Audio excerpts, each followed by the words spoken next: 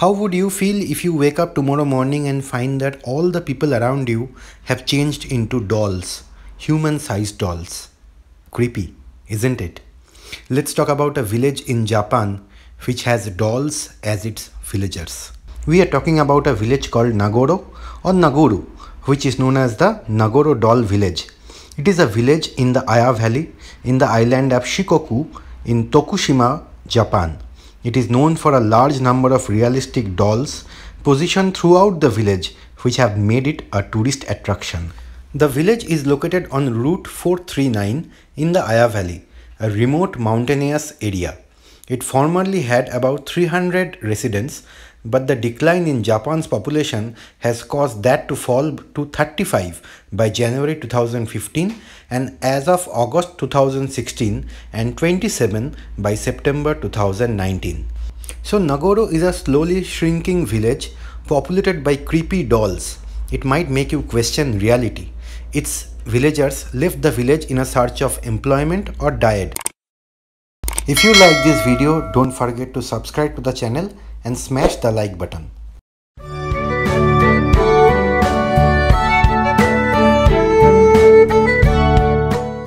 "11 years ago, Tsukimi Ayano returned home to Nagoro. Faced with loneliness, she had populated the village with dolls, each representing a former resident. About 350 life-size dolls currently reside in that village. The local school is now filled with a few dozen dolls patiently waiting for the class to begin. Made of straw, these bizarre dolls are dressed in old clothes. It was not like this in earlier days. The village used to be popular and there were residents, but once they left, none of them came back to the village. Once working in the garden, Tsukimi made her first doll in the likeness of her father, and then she came up with the idea to replace the other members of the family with similar dolls. 10 years later, her work continues. Every doll is located in the place where she would resemble that person. So strolling along the village, you will find quite unique monuments, either working in the field, fishing in the river, or simply sitting along the road and staring at you. She has placed dolls almost in every area. She has used the dolls as scarecrows. She has used the dolls to fill up the bus stand where dolls are still waiting for the bus. Dolls are taking a nap in a hammock. Everywhere there are dolls. According to her, when she makes the dolls, she thinks about how they were when they were alive, how healthy they were, and what were their habits. Whether someone was angry, they were frowning, or they were smiling, and she likes to create the dolls likewise. She says that I only think about the dolls. I don't like making weird dolls, but people who blend into the scenery. She said that people will get interested and take photos. That is what she thought initially. And people do come and take photos, but not everybody is happy with the dolls. She has put the dolls on the fields working. She has put the dolls at the start of the valley, in schools, in stairs, in bus stands. But there are some people who get creeped out. She says that not everybody likes my dolls, I think, even if they don't say it directly. And that is because the dolls look so alike to humans.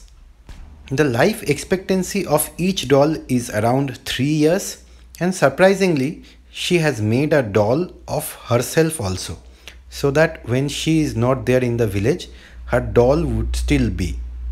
But she really hopes that people do come back to this village and she gets to replace the dolls with actual people.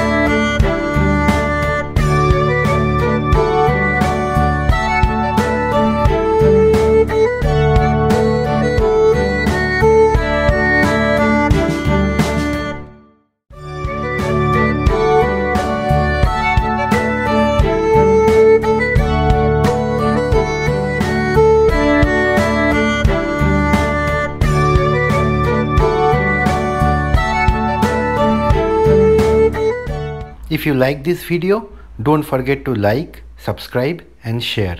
Every subscription is a boost to the channel and every like would help the video.